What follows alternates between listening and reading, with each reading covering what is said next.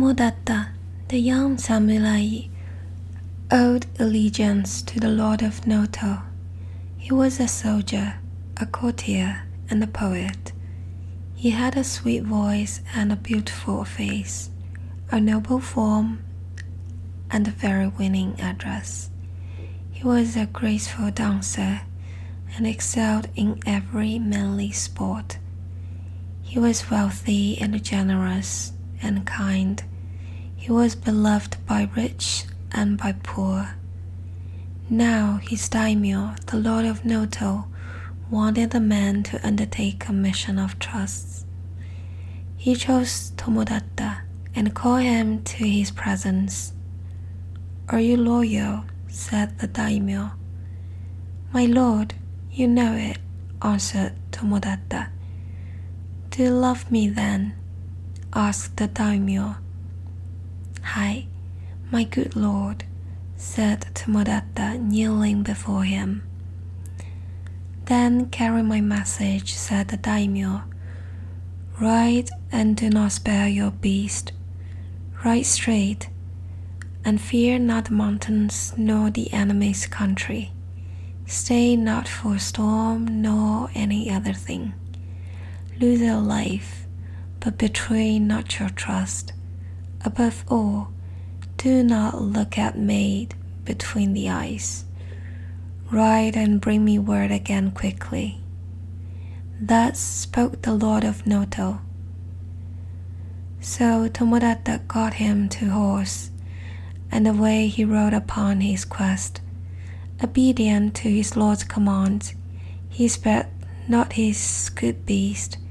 He rode straight, and was not afraid of steep mountain passes, nor of the enemy's country.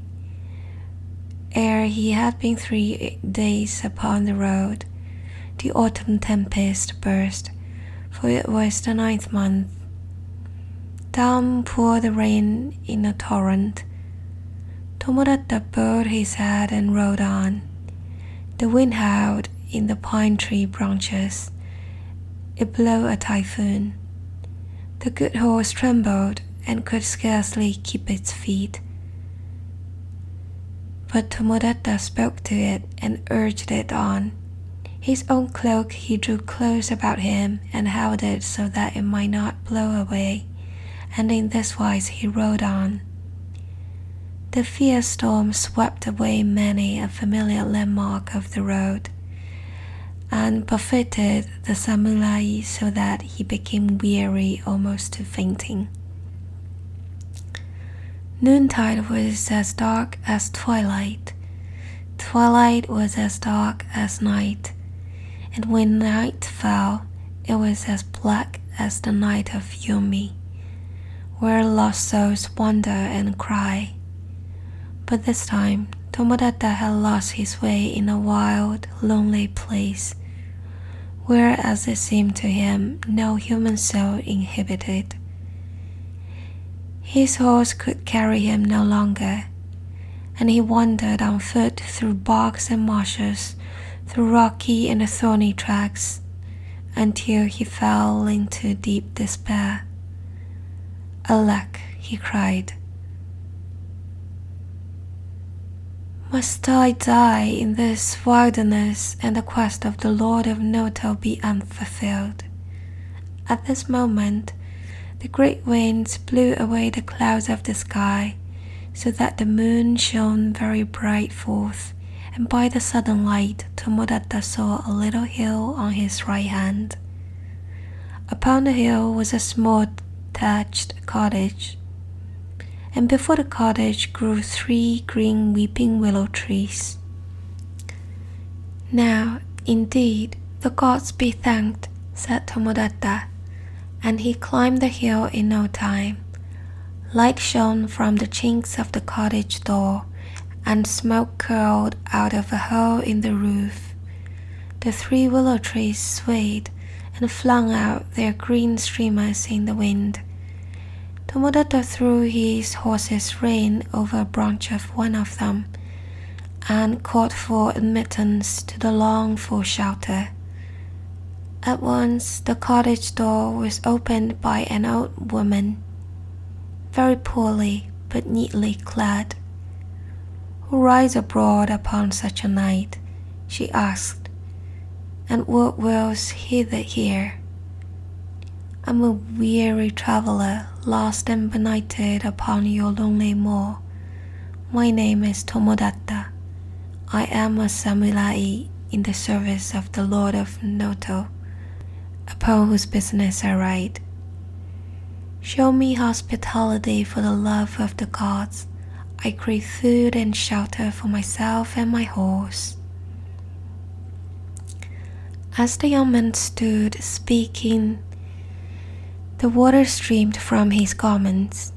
He reeled a little and put out a hand to hold on by the side-post of the door.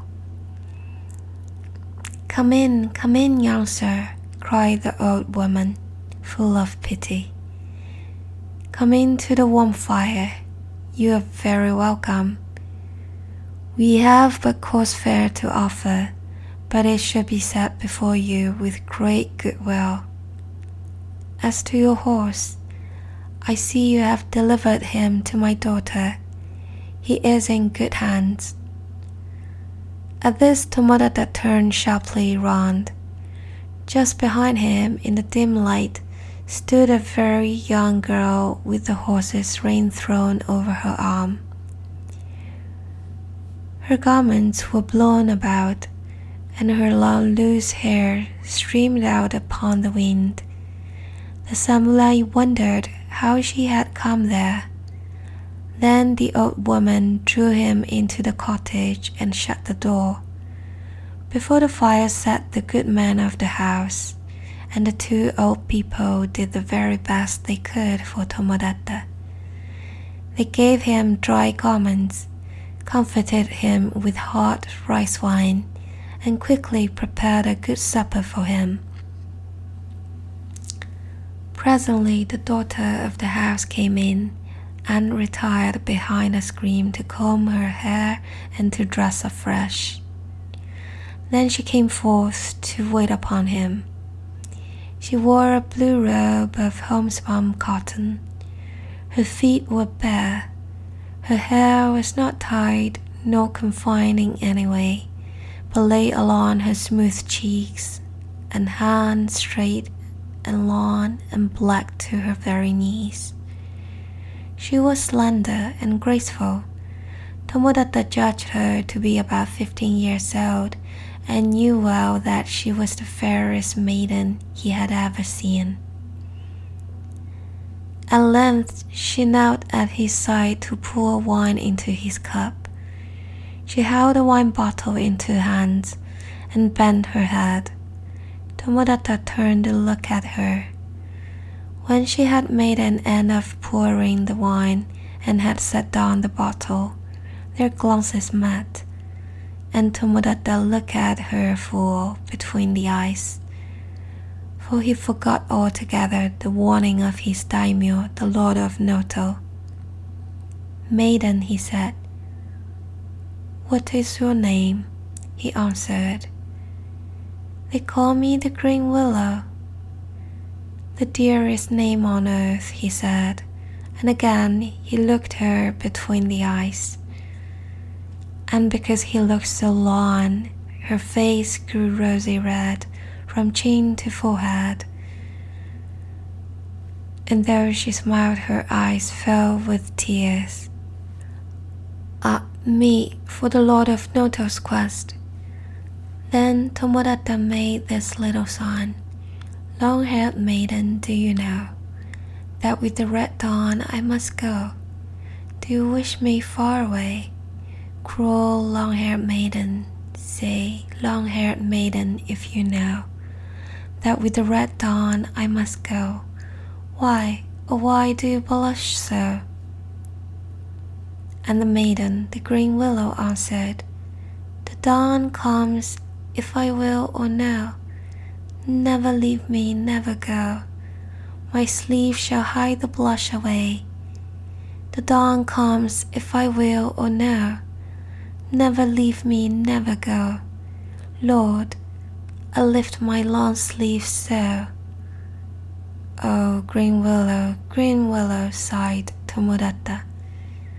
That night he lay before the fire, still but with wide eyes. For no sleep came to him, though he was weary. He was sick for love of the green willow. Yet by the rules of his service he was bound in honor of no such thing. Moreover, he had the quest of the Lord of Noto that lay heavy on his heart, and he longed to keep truth and loyalty. At the first peep of day he rose up. He looked upon that kind old man who had been his host, and left a purse of gold at his side as he slept. The maiden and her mother lay behind the screen. Tomodatta saddled and bridled his horse, and mounting, rode slowly away through the mist of the early morning. The storm was quite over, and it was as still as paradise. The green grass and the leaves shone with the wet. The sky was clear, and the path was bright with mountain flowers. But Tomodatta was sad.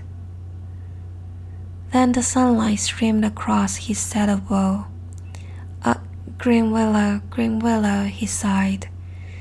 And at noontide it was green willow, and green willow, when the twilight fell. That night he lay in a deserted shrine, and the place was so holy that in spite of all, he slept from midnight till the dawn. Then he rose, having it in his mind to wash himself in a cold stream that flowed nearby, so as to go refreshed upon his journey. But he was stopped upon the shrine's threshold. There lay the green willow, prone upon the ground. A slender thing she lay, face downwards, with her black hair flung about her. She lifted a hand and held Tomodatta by the sleeve. My lord, she said, and fell to sobbing piteously.